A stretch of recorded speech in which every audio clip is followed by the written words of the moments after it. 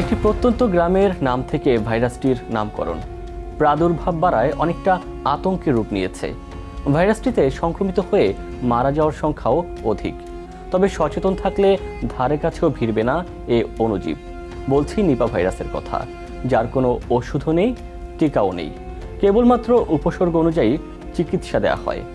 নিপা ভাইরাসের লক্ষণ বা উপসর্গ কী কী? মানুষের মধ্যে কিভাবে ছড়ায় এ ভাইরাস?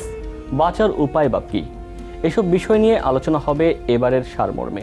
সঙ্গে আছি ওমর ফারুক।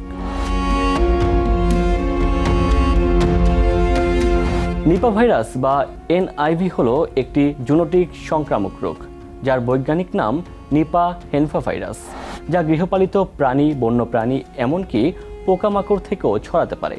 তবে এটির প্রধান বাহক হিসেবে টেরোপিড ফ্রুট ব্যাট বা ফল খেকো বাদুড় বেশি পরিচিত। বাদুড়ের মলমূত্র আর লালার মাধ্যমে ভাইরাসটি বংশবিস্তার করে এবং সংক্রমণ ঘটায়। সংক্রমিত কোনো বাদুড় গাছে খেজুরের রস খেয়ে যদি সেখানে লালা ফেলে রাখে, এরপর সে রস যদি কোনো মানুষ কাঁচা পান করে, তাহলে তার মধ্যে নিপা ভাইরাসের সংক্রমণ দেখা দেবে। শুধু কাঁচা রস নয়, এমনকি বাদুড়ের খাওয়া ফল খেলেও ছড়াতে পারে ভাইরাসটি। এছাড়া এ ভাইরাসে আক্রান্ত ব্যক্তির রক্ত, প্রস্রাব ও থুতুর মাধ্যমে সুস্থ যে কোনো ব্যক্তি আক্রান্ত হতে পারে। এমনকি আক্রান্ত মায়ের বুকের দুধ থেকেও ছড়াতে পারে এ ভাইরাস। 1998 সালে মালয়েশিয়ায় শূকরের খামার থেকে মানবদেহে ভাইরাসটির প্রথম সংক্রমণ ঘটে। তখন 265 জন আক্রান্ত হন এবং মারা যান 108 জন।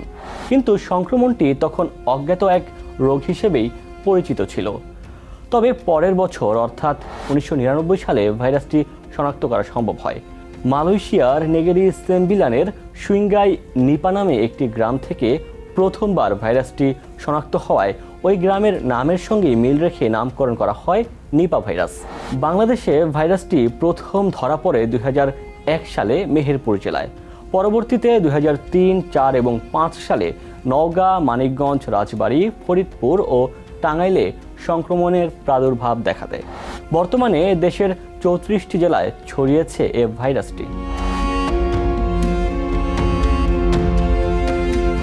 বিশ্ব স্বাস্থ্য সংস্থার তথ্য অনুযায়ী নিপা ভাইরাসে মৃত্যুর হার 40 থেকে 75%, আর বাংলাদেশে এই হার 71%।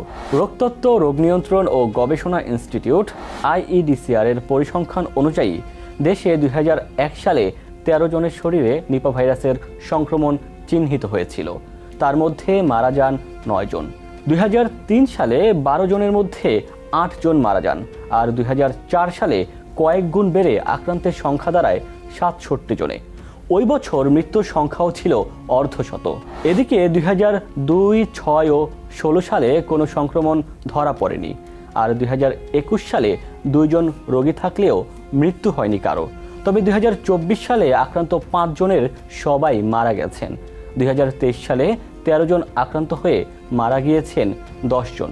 মৃত্যুর হার পৌঁছায় 77%।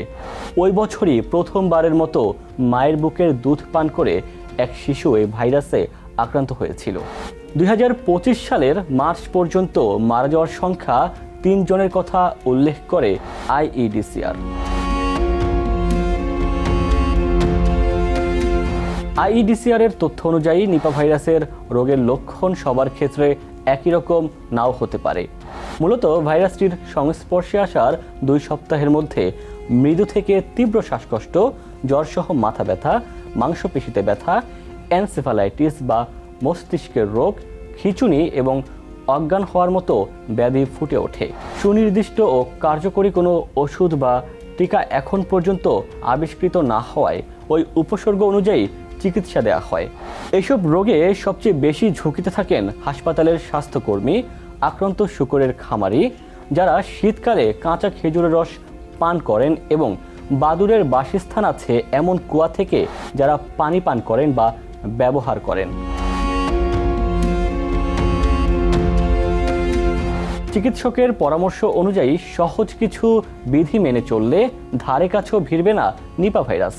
এ যেমন কাঁচা খেজুরের রস খাওয়া থেকে বিরত থাকা, মৃত বাদুড় বা বন্যপ্রাণী খালি হাতে স্পর্শ না করা, যে কোনো ফল খাওয়ার আগে ভালো মতো ধুয়ে নেওয়া, সংক্রমিত ব্যক্তির পাত্রে খাবার বা পানি পান না করা এবং সন্দেহ হলে দ্রুত চিকিৎসকের শরণাপন্ন হওয়া।